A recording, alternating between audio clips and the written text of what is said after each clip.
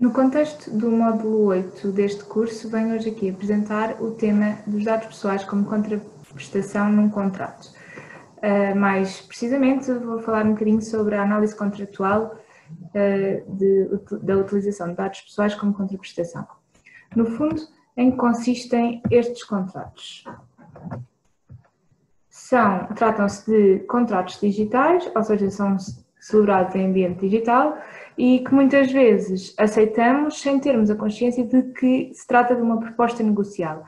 Podemos pensar, por exemplo, nas aplicações que descarregamos para o telemóvel, quando abrimos uma conta numa rede social, quando subscrevemos um serviço, entre outros exemplos. Estes contratos começaram por surgir denominando-se gratuitos, por não ser necessário o pagamento de um preço. Isto resultava em que muitas vezes os consumidores eram confrontados com dificuldades de acesso, com conteúdos errados ou defeituosos e não tinham nenhuma proteção legal que se pudessem fazer valer. Neste contexto, a Comissão Europeia veio dizer que estes contratos não poderiam ser considerados simplesmente gratuitos, uma vez que os dados pessoais, como hoje em dia já se sabe, têm um valor económico, por isso não se pode considerar que ao fornecer dados pessoais em troca de um conteúdo ou serviço digital que estamos a celebrar um contrato gratuito, porque o profissional vai sempre ter algum lucro com os dados pessoais que o consumidor fornece. Neste sentido, em 2015, surgiu a proposta de diretiva para regular os contratos de fornecimento de conteúdos e serviços digitais, que veio mais tarde dar aso à Diretiva 2019/770. Foi a primeira vez que os dados pessoais como contraprestação num contrato estão legalmente estipulados. O objetivo desta proposta era que o consumidor que fornecesse dados pessoais em contraprestação de um conteúdo ou serviço digital estivesse igualmente protegido, como se a contrapartida fosse um preço ou dinheiro. Não fazia sentido deixar de fora um consumidor, uma vez que um consumidor que fornece dados pessoais e não paga um preço por um conteúdo ou serviço digital, uma vez que os dados pessoais têm hoje já um elevado valor económico. Portanto, não se trata, na verdade, de um contrato gratuito, principalmente pela razão que já disse de gerar valor lucrativo para os profissionais. Portanto, foi indicado no âmbito de aplicação da proposta diretiva que a mesma se iria aplicar a qualquer contrato em que o fornecedor fornece ao consumidor conteúdos digitais ou se compromete a fazê-lo, inicialmente era apenas conteúdos, e em contrapartida o consumidor paga um preço ou fornece outra contrapartida que não dinheiro, sob a forma de dados pessoais ou quaisquer outros dados. Aqui estava exatamente e especificamente estipulado que os dados seriam fornecidos como uma contrapartida. Isto veio dar aso a muitas opiniões, muitas entidades que deram os seus pareceres, nomeadamente a Autoridade Europeia para a Proteção de Dados, veio demonstrar a sua preocupação em considerar os dados pessoais como uma contrapartida contratual, defendendo que os dados não poderiam ser equiparados a uma prestação pecuniária, precisamente por ser um direito fundamental, o direito fundamental à proteção de dados, e que não se poderia estar a dispor, por assim dizer, de um direito fundamental. E, por outro lado, também fundamentava a sua opinião, dizendo que os dados pessoais como contrapartida era uma expressão que não estava especificamente definida na diretiva, na proposta diretiva, e que isto poderia levar a uma falta de clareza de quais as situações em que se iriam aplicar, em que os dados pessoais iriam ser utilizados como contrapartida contratual e as outras situações em que os dados pessoais não o iriam ser. E, portanto, havia um receio muito grande por parte da maior parte das entidades em especificar legalmente que os dados pessoais poderiam ser utilizados como uma contrapartida. Um dos maiores fundamentos foi precisamente pelo facto de os dados pessoais serem, o direito à proteção de dados ser um direito fundamental. Este direito fundamental é constitucionalmente protegido no artigo 35 e também previsto no artigo 8º da Carta dos Direitos Fundamentais. Sendo um direito fundamental, à partida estaria excluída a hipótese de comercialização. No entanto, ao mesmo tempo, Muitas opiniões vieram neste sentido de que isto poderia resultar num incentivo a negociar um direito fundamental, em que, por exemplo, um consumidor que se visse confrontado com o mesmo conteúdo digital, em que teria duas opções, uma seria fornecer os dados pessoais e a outra seria pagar um preço, imaginemos, 1,5 € por esse conteúdo, o consumidor vai automaticamente escolher a hipótese dos dados pessoais, principalmente porque ainda não existe uma grande consciencialização por parte dos consumidores do valor que os seus dados pessoais têm na economia e para o profissional. A Autoridade Europeia para a Proteção de Dados veio inclusive a comparar ao mercado de órgãos humanos, dizendo que o mercado de órgãos humanos também existe e não é por existir que existe uma necessidade de o regular legalmente, e o mesmo aplica-se ao direito fundamental à proteção de dados. Não é por existir um mercado em que utiliza dados pessoais que ele tem que ser previsto legalmente. Isto foi muito discutido na altura, mas se pensarmos paralelamente, podemos ver que os direitos de personalidade, também eles são constitucionalmente protegidos pelo artigo 26 da Constituição, e o Código Civil permite a sua limitação voluntária, ou seja, uma restrição a este direito através da via negocial, no seu artigo 81 do Código Civil. O que é que se permite a partir daqui? Uma celebração de negócios jurídicos em que o objeto serão os direitos de personalidade. Podemos pensar desde logo, como é o caso de modelos, de figuras públicas que aparecem num anúncio de televisão. Todas estas pessoas e estas situações, as pessoas não estão a vender a sua imagem nem o seu nome, estão apenas a ceder um direito contratual de ser utilizado o seu nome e a imagem mediante uma remuneração. Com isto podemos pensar que, ainda que seja preciso ter algum cuidado, o mesmo se pode aplicar em relação aos dados pessoais. Na verdade, não está em causa uma cedência total dos dados pessoais. Ao fornecê-los, não se trata de uma alienação definitiva, mas sim de uma limitação voluntária ao direito de personalidade do consumidor. O que é que acontece? O consumidor permite assim a terceiros que acedam ao seu ciclo de reserva da vida privada correspondente. Outra questão que foi posta em causa era que a previsão de dados pessoais como contraprestação poderia pôr em causa a aplicabilidade do RGPD, ou, por dito de outra forma, que não iria ser compatível com o RGPD. Perguntou-se ainda se seria uma renúncia aos direitos conferidos pelo RGPD. No entanto, nós temos de pensar que o direito à proteção de dados não diz respeito ao secretismo dos mesmos, mas sim ao controlo que uma pessoa tem sobre os seus próprios dados. Por isso, ao fornecer dados pessoais em contrapartida de um conteúdo ou serviço digital, o consumidor não vai renunciar aos seus direitos. O consumidor,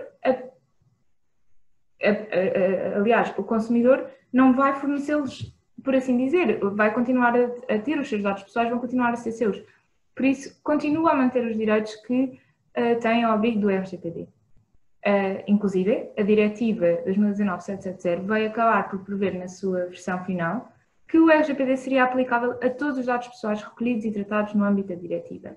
E também foi previsto ainda que, em caso de conflito com a Diretiva, o RGPD prevalecia. Isto mostra uma preocupação do legislador em garantir que o consumidor, ao entrar nestes contratos, não ia ficar privado dos direitos do RGPD. Por isso, podemos concluir que não está em causa uma incompatibilidade destes contratos com o RGPD.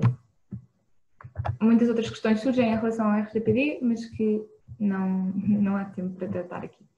Em relação, mais tarde, em 2019, a diretiva viu a sua versão final publicada, deu auge à Diretiva 2019/770. Podemos ver a diferença entre o âmbito de aplicação proposto e aquele que foi efetivamente adotado. Retirou-se a expressão dados pessoais como contraprestação, ou a palavra contraprestação, precisamente para refletir todas as preocupações que foram salientadas. No entanto, a intenção do legislador foi apenas não espelhar ou incentivar a prática da monetização dos dados pessoais. Isto não significa que, se por ter optado por não introduzir a palavra contraprestação, contrapartida, que o deixe de o ser, porque na verdade é apenas uma denominação. Já existe alguma jurisprudência nesta matéria, inclusive o acórdão do Conselho de Estado italiano de março de 2021 veio decidir que os serviços do Facebook não eram fornecidos a título gratuito, como diziam que o eram antigamente, mas sim estão a ser fornecidos em contraprestação do fornecimento de dados pessoais pelo consumidor. Isto significou considerar que se tratava de uma prática comercial desleal e que fosse aplicável a legislação de direito do consumo. Por isso, vai exatamente neste sentido que estes contratos não são gratuitos e que o consumidor tem direito à mesma prestação, como se estivesse a pagar dinheiro pelo conteúdo ao serviço digital. Em relação ao âmbito de aplicação da diretiva, esta diz respeito, assim, em termos gerais, abrange os conteúdos e serviços digitais. Os conteúdos digitais serão aqueles em que consistem em dados produzidos e fornecidos em formato digital. Podemos pensar nos programas informáticos, aplicações como a Netflix e o Spotify, fecheiros de vídeo, de áudio, de música, jogos digitais, livros digitais também, publicações, entre muitas outras hipóteses. Enquanto que um serviço digital será um serviço que permite ao consumidor criar, tratar, armazenar ou aceder a dados em formato digital, ou um serviço que permite a partilha ou qualquer outra interação com os dados em formato digital que serão carregados ou criados pelo consumidor ou por outros utilizadores desse serviço. Podemos pensar, por exemplo, na partilha de ficheiros de vídeo e de áudio e outro tipo de alojamento de ficheiros, como por exemplo o YouTube. Ou também o processamento de texto, como é o caso do Office, jogos disponibilizados em ambiente de nuvem e outros armazenamentos de nuvem, como é o caso da Dropbox e Google Drive. Também as redes sociais aqui se incluem, como o Facebook, o Instagram e o Twitter, e os serviços de e-mail, de correio eletrónico e de mensagens instantâneas. Os dados pessoais aqui previstos neste âmbito de aplicação temos que ver que estão em causa duas situações distintas. Uma é os contratos em que o profissional vai fornecer o conteúdo ao serviço digital e, como contrapartida, o consumidor vai fornecer os seus dados pessoais de forma alternativa ou adicionalmente ao preço pago. Outra situação que temos é o caso em que o consumidor fornece os seus dados pessoais, não como uma contrapartida do conteúdo ao serviço digital, mas sim em complemento do preço. E aqui podemos subdividir em duas hipóteses. Uma e que são elas as que cabem na exceção da segunda parte do âmbito de aplicação. Ou seja, concretizando, está em causa quando está em causa o tratamento de dados pessoais fornecidos pelo consumidor apenas porque é necessário para o correto funcionamento ou disponibilidade do conteúdo ao serviço digital fornecido, como é, por exemplo, o caso em que o consumidor fornece o seu endereço de e-mail de forma a que o profissional possa fornecer e disponibilizar o conteúdo ao serviço digital. Outra situação que também está aqui em causa é aquela em que o profissional apenas trata os dados pessoais disponibilizados pelo consumidor para o cumprimento de requisitos legais. Estas duas situações estão fora do âmbito de aplicação da diretiva, estas duas últimas, pelo que a diretiva não será aplicável a esses contratos. Mas também há os casos em que o consumidor fornece os dados pessoais, em que podem, mesmo que sejam necessários para cumprir requisitos legais ou para fornecer ou disponibilizar o conteúdo ao serviço digital e paga adicionalmente um preço. Neste caso, estes contratos também vão estar sujeitos ao âmbito de aplicação da diretiva, uma vez que o consumidor também está a pagar por um preço, por isso desde logo está ao abrigo da diretiva. Muito resumidamente, podemos também falar da classificação do contrato. É um tema ainda bastante extenso, por isso apenas algumas considerações gerais vão ser tecidas nesta matéria. Podemos desde já perceber que se trata de um contrato sinalagmático, desde logo porque um contrato sinalagmático se caracteriza por implicar prestações recíprocas, de tal modo que as partes se vão apresentar simultaneamente como credora e devedora uma da outra. Ou seja, isso significa que a prestação de uma das partes vai surgir em função da contraprestação da outra parte. Ou seja, o sinalagma vai se estabelecer aqui nos contratos que estamos a analisar entre os dados pessoais e o conteúdo ao serviço digital fornecido. Esta reciprocidade de prestações manifesta-se precisamente no facto do contrato só subsistir quando ambas as prestações forem prestadas, ambas as obrigações forem prestadas. Em relação à classificação do contrato como oneroso ou gratuito, nós sabemos que um contrato oneroso implica, numa relação de correspectividade, esforços económicos e vantagens correlativas para ambas as partes, e isto vai significar que nestes contratos cada uma das prestações irá ser contrapartida da outra. Existe aqui um sistema de contrapartidas. Enquanto que um contrato gratuito será classificado pelas atribuições patrimoniais apenas de uma das partes, não existindo este sistema de contrapartidas pela prestação realizada. Ou seja, uma parte vai retirar vantagens e a outra apenas prejuízos. É também necessário um fator extra, que é a intenção das partes. Ou seja, significa que para um contrato ser classificado como gratuito tem de haver um espírito de liberalidade. Agora, pensando aqui nestes contratos com dados pessoais, podemos perceber que existe um sistema de contrapartida, ou seja, um conteúdo ou serviço digital que vai ser disponibilizado em contrapartida, não do preço pago, mas sim dos dados pessoais fornecidos. São dependentes, estas contrapartidas são dependentes uma da outra e tratam-se, no fundo, de vantagens, vão trazer vantagens correlativas para ambas as partes e prejuízos nas suas esferas jurídicas.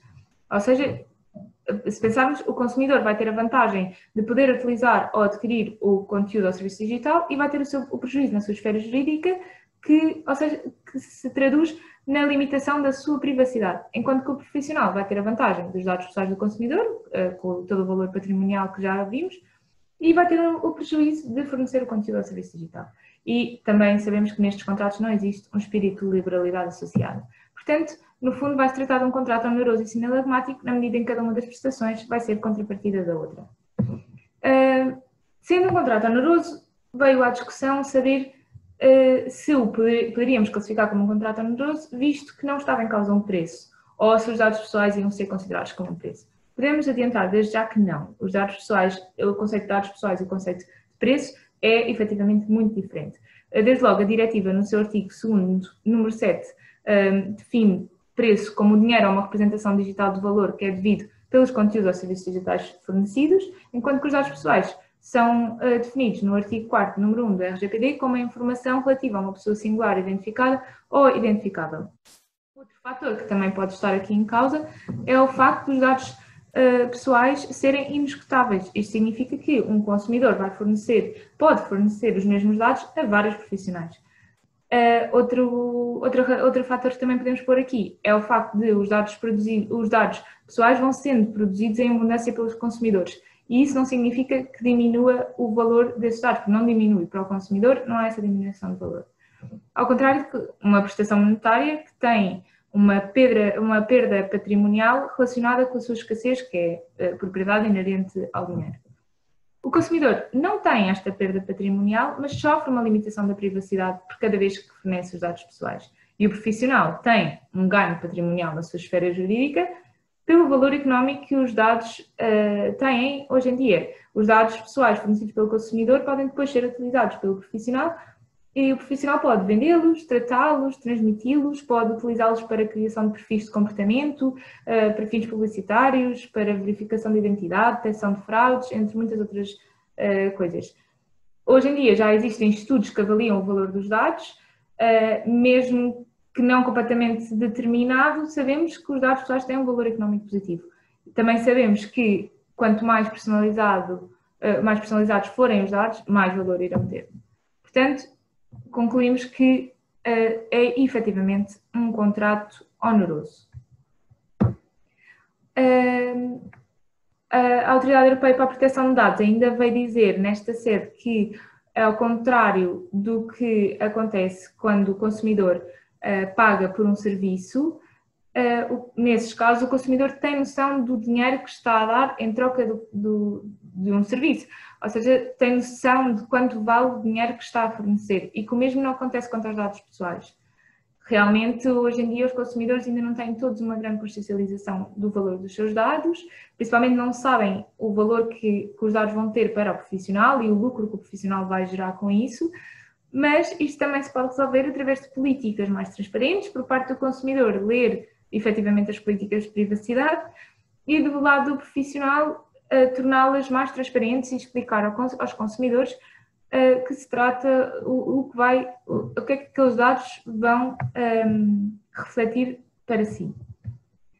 Como consequência desta classificação do contrato, isto significa que, uma vez sujeito ao âmbito de aplicação da diretiva e da legislação de direito ao consumo, estes consumidores vão estar protegidos da mesma forma como estariam se pagassem um preço pelo conteúdo ou serviço digital.